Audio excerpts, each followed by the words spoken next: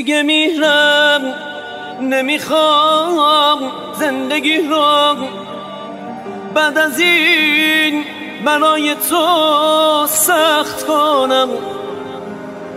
درسته هیچی نبودم، اما آرزوم بود تو رو خوشبخت کنم.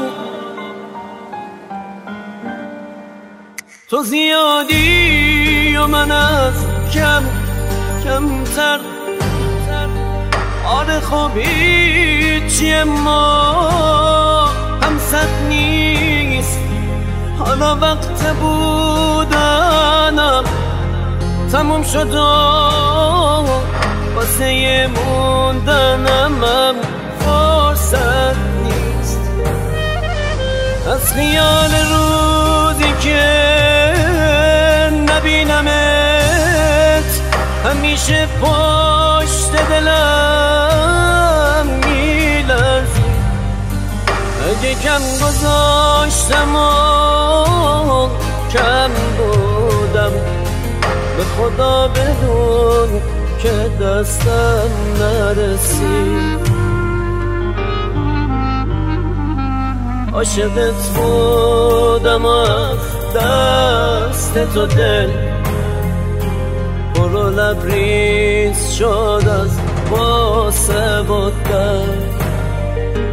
تو فقط بگو ازم چی خواستی که دلم تونست تو واسه تو نکرد.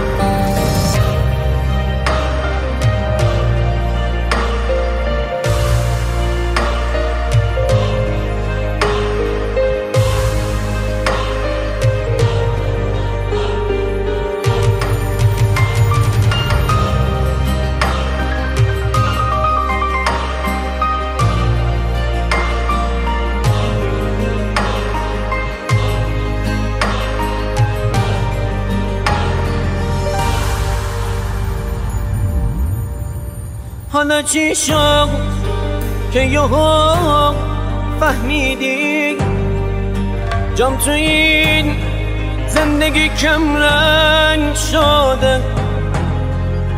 اتفاقی بود دیدی رفتم، یا که نه دلت برام تنگ شده؟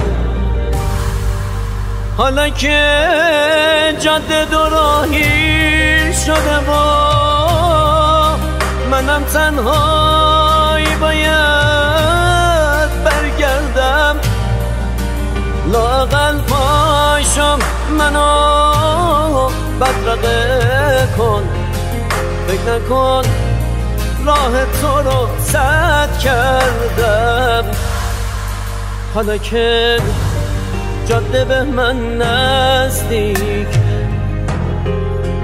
نمیگم بیا منو راهی کن، نمیگم بیا با هم برگردیم، لااقل یک ذره هم راهی کن.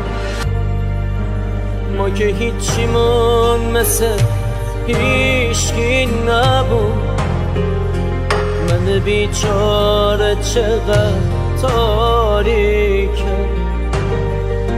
نمیخوام سرت رو شونم باشه، لااقل یکم بیا